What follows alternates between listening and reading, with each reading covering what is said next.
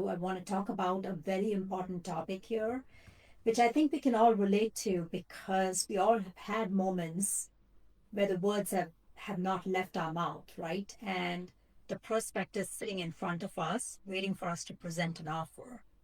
So I want to go a little bit deeper into that topic today, why it happens and how specifically we dealt with it for my client. There's a moment where we recognize when we are in a conversation, and in that conversation, we know that the person sitting across from us is exactly the person we want to work with, right? We've all felt that moment. And then suddenly we know we've practiced our offer several times, we've presented it to many people already, but this person is like, you're really excited. This is the person I want to work with. This is the person who is my ideal client. Everything checks the box. I absolutely want to do this. And then when it gets to your offer, you just completely lose your words. So this was my client, Maria. This wasn't just happening. She was getting a lot of great leads in her pipeline. She was talking to a lot of great prospects, and she was really struggling to understand why she would sit in front of somebody and the words would just leave her completely. She couldn't present her offer, or she would present it in a way that she was not happy with it. The prospect or the future client would sense that energy and they would say they need to think about it. And then there goes, right?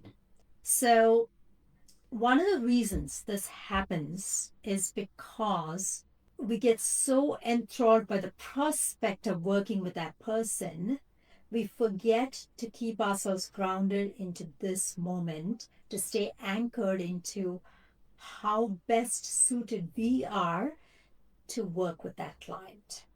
So we leave ourselves to go be with the excitement of working with them already. So that is a projection into the future instead of staying anchored into the present. But the reason we don't anchor into the present is because it's not solid enough inside of us. We don't have the conviction inside of us to stay with it. So we project it into a future moment. That projection causes us to lose connection with the present moment where literally that connection is happening with the prospect. And so once we lose that connection, the prospect senses it and they're out of it. And you are too. So your job as the person who is sitting across from them is to take charge of that conversation, because your future client or your prospect may not always be in charge of what they want to say. They may not know the answers. They may be in a place where they're problem solving in their head. It doesn't matter. That's why you have to take charge of that conversation. Now, once you step in charge, that's when the magic happens. But stepping in charge means staying completely rooted in what you bring to the table. So there's that difference between practicing in front of the mirror and really feeling that moment in your bones when you're across from them. So what do you bring to the table that you're absolutely certain? So if there's no certainty behind what you offer, then you can sit all day long in front of the client you've always dreamt of working with, but the words will never come out because silently you're elevating them over your work. You're looking to the moment where they'll say yes instead of staying in the present moment. So the way to stay in the present is to be absolutely certain about the nature of the work that you do and the level of expertise you bring to the table in that equation. You want to start looking at this as a partnership, not as a sale. So the rhythm you had leaves for these two exact reasons. You don't have the conviction and you've elevated them to a different position. Okay. Now they're coming in with the idea that you are going to solve or give them a certain outcome, solve a certain problem or give them a certain outcome. My client Maria was stuck in this exact same situation. Every conversation, it was like clockwork. She'd get in, she'd sit across from the prospect, and suddenly the words would just completely disappear from her mouth. Her offer was quite clean. There was nothing wrong with her offer at all. It was a perfectly good offer. But the moment she entered the conversation, what she felt was her jaw would tighten, she'd lose her flow completely, she'd let the client take charge of the conversation. So we looked a little bit deeper into where this was coming from, the pattern that she had absorbed in her life. And it was from the early years of business where her offer had been challenged by clients and she didn't feel like she was prepared to handle that. So when she got in front of the clients, she was always expecting the worst to happen. So she would over prepare and then anticipate all these questions coming in and not listen for the desire in the client's voice. And the moment she anchored into something different, she would lose that flow completely.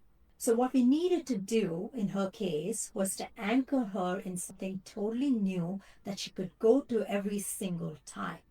That was the confidence in the transformation she had. So we looked at her offer, we looked at the core offering that she had, we looked at the essence of that offer, and we found ways to anchor her in that essence of the offer. That's what we did. So this was deeper work that we did. So I'm not going to go into every aspect of how we did it, but that's what we did. And then once we did that, she had the confidence that she could answer any questions the client had without having to over prepare for it.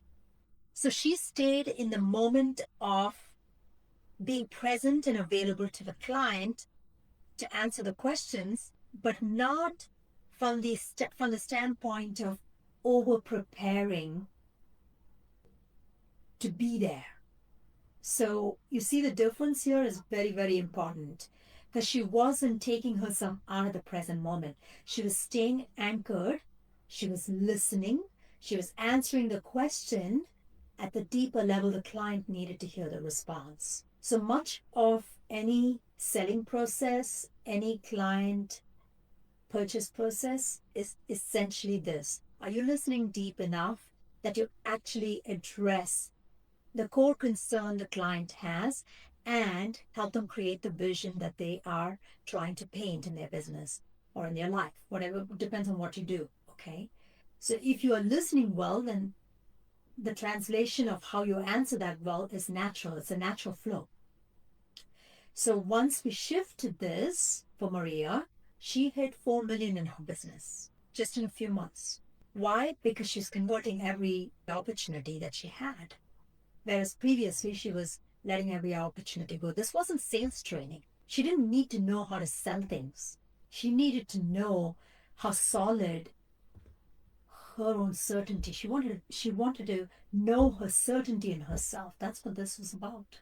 She wanted to feel that certainty within herself. So these ingrained beliefs, right, they come up, unfortunately, at the wrong time. When we're in the middle of conversation with a client, when we're maybe in a deep, intimate conversation with our partner, these are the moments where these ingrained beliefs really show up in our everyday life. So if we can look at them and we can get present to what they're really asking us to look at within ourselves, we can shift them.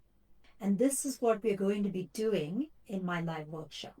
So on July 15th, I will be hosting a live, which is an intimate workshop for 8 business owners only. And we will be going into what's actually stopping the business from growing. What are the patterns that the business owner is experiencing? And we're going to nail that pattern down and we're going to understand how it's impacting the business. That is going to be in the workshop. So I invite you to come to it. It's going to be a beautiful time. We're going to do a lot of digging. We're going to have fun. We're going to create something totally new in your business. This way of doing business doesn't seem like, oh, most people are thinking, I want the best strategy to go up there. And what I will tell you from 30 years of experience working with founders and Fortune 500 leaders, the strategy will never stick until the person owning the strategy is anchored in themselves. I've worked with many Fortune 500 leaders who have the same difficulty in their businesses. And part of my job was to help them to anchor in the strategy that would work in the business. This is exactly what I do with founders, business owners. So come into the workshop. We'll be taking a deep dive into the pattern that's blocking your business from scaling, because ultimately, every bit of revenue that you get is because of you who choose to be when the opportunity presents itself in front of you to work with somebody you always wanted to work with. So that is this opportunity on July 15th. We're going to look deeper under the hood on what is stopping your business from growing. Okay, so I'm going to conclude here for today, but if you have questions about the workshop, you're welcome to DM me, or you can just leave a comment on this video and I will be sure to give you an answer as quickly as possible. Have a wonderful day and I look forward to seeing you. Bye now.